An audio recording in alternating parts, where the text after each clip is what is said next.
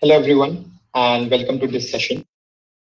We are going to discuss the foundations of Topic as a Service platform that we are building at Flipkart and how Apache Pulsar acts as a backbone for the same. So, some introductions are in order. Flipkart is a subsidiary of Walmart and the largest online retailer in India.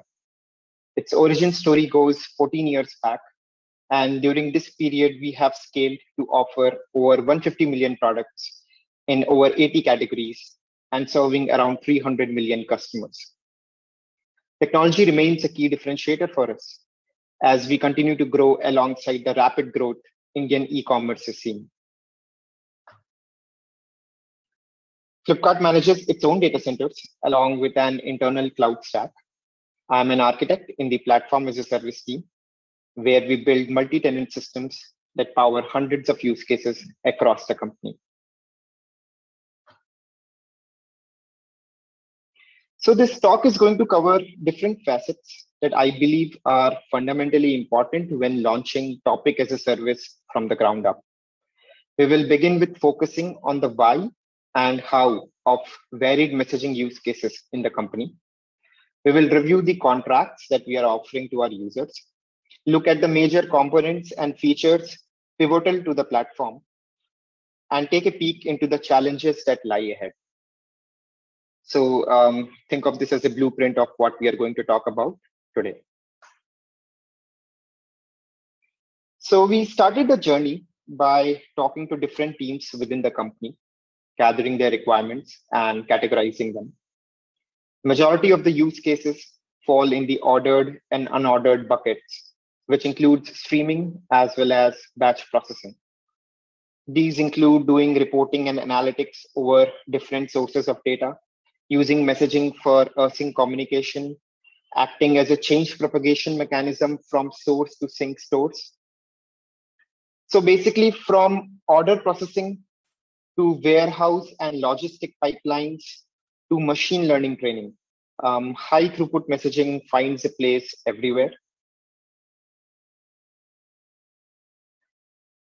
Primarily, Kafka has been the stack of choice at Flipkart, and there are good reasons for that too. Widespread community adoption being the foremost. Over a period of time, we as a company have developed reasonable expertise around Kafka and have had experience running large deployments. There are more than 100 Kafka clusters today at Flipkart, and they come in all sizes.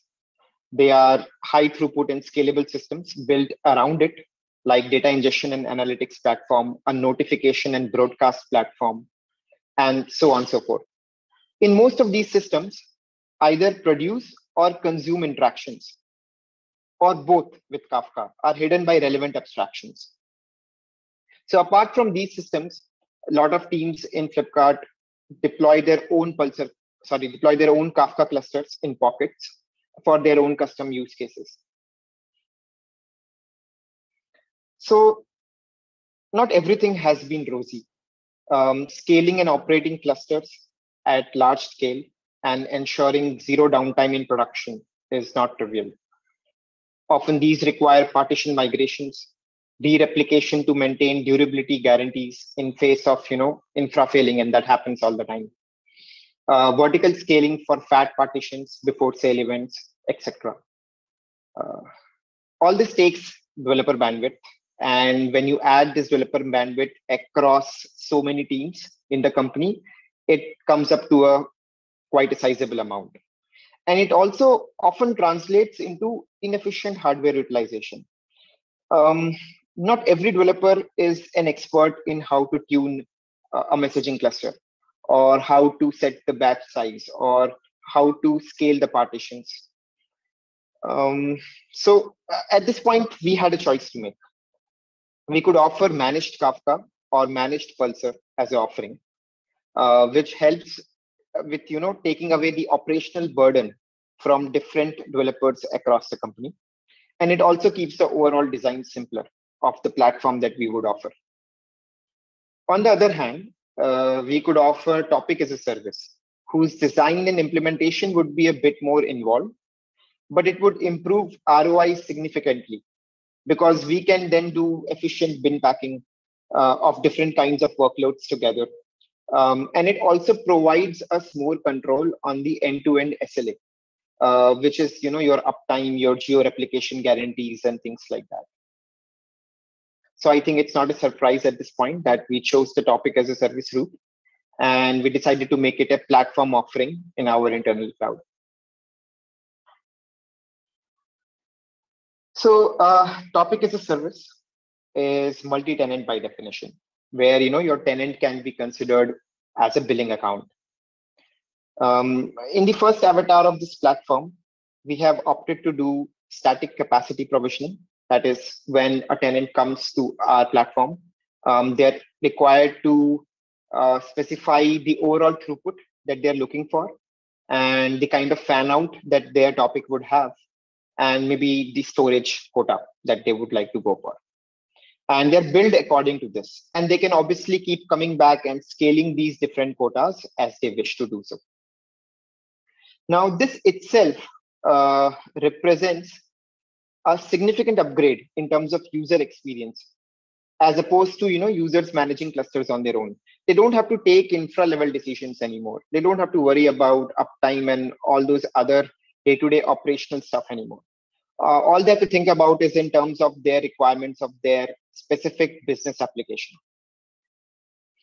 A few other things that topic as a service should provide is rich telemetry at different granularities, like how much is their topic doing at a certain point of time, how many their subscriptions are lagging, and so on. It is also important that the platform is able to provide auto scaling. Now, while we are not exactly at the place where we want to be, but we are slowly improving in that direction. Our North Star remains that we should offer usage-based billing to the tenants so that they are not required to specify any kind of quotas when they onboard with us. And depending on their real-time produce and consume patterns, they get billed. So for underlying tech stack, we evaluated a bunch of things. But actually, we boiled down the choices to Pulsar or Kafka. And after doing some benchmarking and evaluating features of both the platforms, so we decided to go ahead with Pulsar. And there are very good reasons for that too. Pulsar's data model supports hierarchy of topics out of the box. It offers quota management, durability policies, etc. at different granularities. I can configure something at a namespace level, and then I can override it at a topic level. All of this, makes our multi-tenancy story much easier to implement. It also comes with a lot of bells and whistles, like tiered storage support, queuing support. Now, none of these were, I would say, a very hard requirements for us at this point of time, but still it's good to know that we can extend in that direction. So few other things that were important, for example, geo-replication was a deal breaker. And luckily, Pulsar comes with mature geo-replication mechanisms out of the box. Unlike Kafka, where you have to set up a mirror maker on a separate Kafka Connect cluster, in Pulsar it comes baked inside your brokers itself. And also what really stood out for us is the decoupling of serving and storage. Now here, partition is not strongly tied to a set of bookies. And specifically for us platform admins of topic as a service, it becomes easier to horizontally scale the cluster by just adding more nodes. It also means that a failure of one bookie does not impact availability, nor does it compromise on the durability of incoming writes. Now, having decided that Pulsar is going to be the tech stack of choice for us, we started thinking about how will we deploy it and how will we manage it on a day-to-day basis. For any multi-tenant platform to succeed, it is important that we offer isolation among different workloads. And with Pulsar, one can deploy it in different topologies. You have this straightforward model, which is one cluster, and we could deploy it in one availability region. Keep horizontally scaling it, and set produce and consume quotas for every tenant that onboards with us. Now, of course, this is not perfect isolation, but it does keep things simple at our end. The other end of the spectrum is where we deploy multiple Pulsar clusters and you could pair them together so that they appear like a logical single cluster. Now, here I can specifically tie certain tenants to certain clusters and it gives me maximum isolation. But then it kind of defeats the purpose because now I'm operating and managing multiple Pulsar clusters. This is one of the reasons that we wanted to go away from Kafka and move to a topic as a service. Thankfully, there is a middle ground. Pulsar comes with the concept of isolation groups where I can cordon off certain set of brokers and bookies. And I can onboard my unpredictable or new workloads to that kind of an isolation group and later on move them to the main cluster. So I've gone with the first approach, the simplest one, while we are keeping an eye on going deeper into isolation groups and eventually offering it as a feature in our topic as a service platform. So the next part after the Pulsar is deployed is how would users interact with it? It's unrealistic to expect that everyone in the company would have to learn Pulsar and understand what namespaces are or how to configure geo-replication or how to configure quorum. And it's also easier for users to shoot themselves in the foot if somehow they accidentally set some right quorum of a durable topic to a lower value. Or let's say some user configures the wrong cluster name for a namespace. So what we have decided is, and what we have done is, we have put a gatekeeper in front. And this gatekeeper is our entry into topic as a service for any user in the company. Now, this gatekeeper or this control plane API offers simpler topic and subscription management APIs. We take care of configuring Pulsar entities underneath, of figuring out which isolation group or which cluster should this particular tenant be allocated to. And also we integrate with other platforms in Flipkart to ensure that we are adhering to certain compliance policies that any kind of data has to adhere to. So this is so user essentially never does any admin ops on Pulsar clusters directly, and all they do is produce and consume directly with Pulsar, but they interact with Pulsar through this control plane API. We briefly talked about capacity provisioning earlier, right? And how users define their capacity in terms of throughput and storage. But how safe it is for we letting users configure certain topics for produce and consume, and they're going beyond their capacities. How do we know how much infra does a certain tenant would require?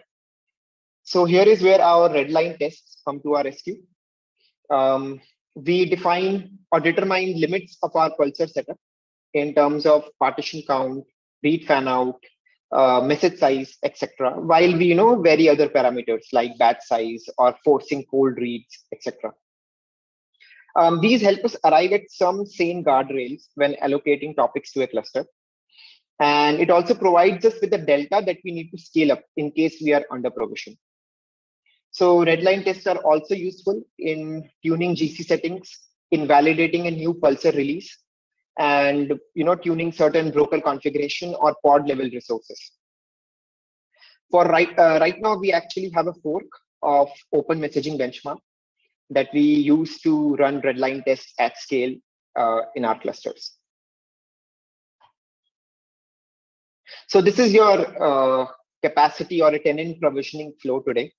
When a tenant allocation request or a tenant scale up request comes in, the first thing and this is a lot of some parts of this are not in production today. For example, we just have one cluster right now, but it's envisioned like that if we had multiple clusters and they were all tuned for different kinds of workloads, we will first of all determine which cluster would this particular tenant be allocated to, and eventually then figure out using our redline test, we will be able to determine which isolation group has enough capacity to be able to subsume this particular tenant.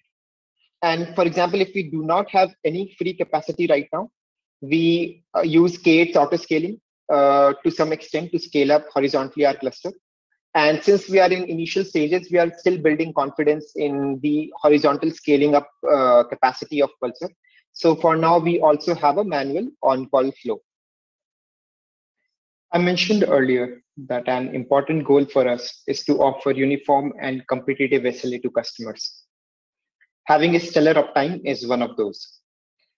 Given how brokers are stateless and ledgers have multiple replicas, Pulsar's architecture, and especially once deployed in Kubernetes, makes its job easier. Beyond that, we run periodic chaos tests, which do pod kills, destroy persistent volumes in Kubernetes, introduce network partitions between broker and zookeeper, among other things. These are useful in highlighting how partial unavailability can be introduced in the cluster and what are the key metrics on which we need to put alerts on. Another aspect where we use chaos tests is to reduce the window of induced unavailability by playing around and tweaking broker and bookie flags. Specifically, we have seen improvements by changing values for add entry timeout, read entry timeout, and ZK session timeout. We also configure pod disruption budget in Kubernetes, which insulates our cluster from destabilization in the face of data center maintenance. There are more action items on our bucket, like going deeper into how broker load balancing works and ensuring there are no surprises there. Also, a mature Pulsar operator in Kubernetes can help with automating some of the manual upkeep that we do today. We strive for zero data loss in face of infra failures. Write and act quorum of every topic is configured as 3. Technically speaking, we can get away with ACK of 2, but we have seen out of memory issues in broker because of that. It is also important to spread your ledger replicas across racks to insulate the user's data from a rack failure. Bookkeeper makes this pretty easy by allowing to plug in a rack placement policy. Auto recovery helps with ensuring that once inevitable infra failures have occurred, bookies take care of re-replication on their own and restore durability of every message. Kubernetes also makes it simpler to achieve compute storage separation. Persistent volumes for bookie journal and ledger are mounted on underlying bare metals using JBOD. When there is an issue in the bare metal and pods die, data is not lost and is auto-mounted to a new pod that is spawned by Kubernetes operator. Security and compliance is an important aspect for a cloud service. Messages produced to the platform can often carry sensitive information and are encrypted for the same reasons. It is also important to gate access to who can produce and consume. Thankfully, Pulsar makes this easier by exposing interfaces to plug in custom authentication and authorization providers. We define produce and consume roles for every topic and tenant in our internal RBAC platform and depend on the custom provider plugged into Pulsar Broker to enforce the authorization policies. As we discussed earlier, while users do produce and consume to the underlying Pulsar directly, provided that they have the right permissions, they are not allowed to run any admin operations on the cluster. This is also enforced by our authorization provider, which only permits the control plane API to interact with Pulsar's entities. Geo-replication support in Pulsar is key for us to offer active-active topics to the users where one can produce or consume from any allowed region. This active-active support is important because a lot of applications in Flipkart run in that fashion and depend on this ability. There are some caveats one has to keep in mind though. As of today, this cannot be configured at a topic level, which means that when our customers have a requirement to enable replication for a particular topic, they have to unnecessarily do it for the entire namespace. Dependency on a global zookeeper is another hurdle, since it remains a moving component that platform admin needs to maintain. Pulsar has replicated subscriptions, which become crucial to avoid replay of large amounts of messages when consumers move from one migration to another. From one region to another. say in case of a region or data center failure. But as a platform admin, it is important to keep a close eye on replicated subscription settings in the broker and strike a balance that works for you, because these flags control the amount of stale data that users would see in the event of a failover, especially for lagging subscriptions. Active passive topics is also a key requirement for our platform. Pulsar does not support this out of the box, so we are evaluating whether we can enhance our authorization provider to deny produce from certain regions.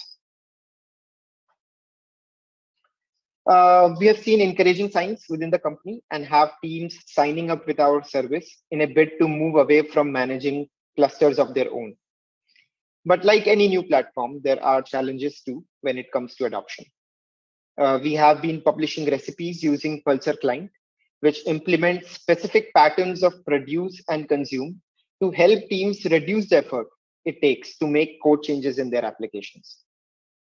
We have charted out multi-month roadmap and started work on migrating some of the internal systems which have large Kafka deployments and moving them to this new topic as a service.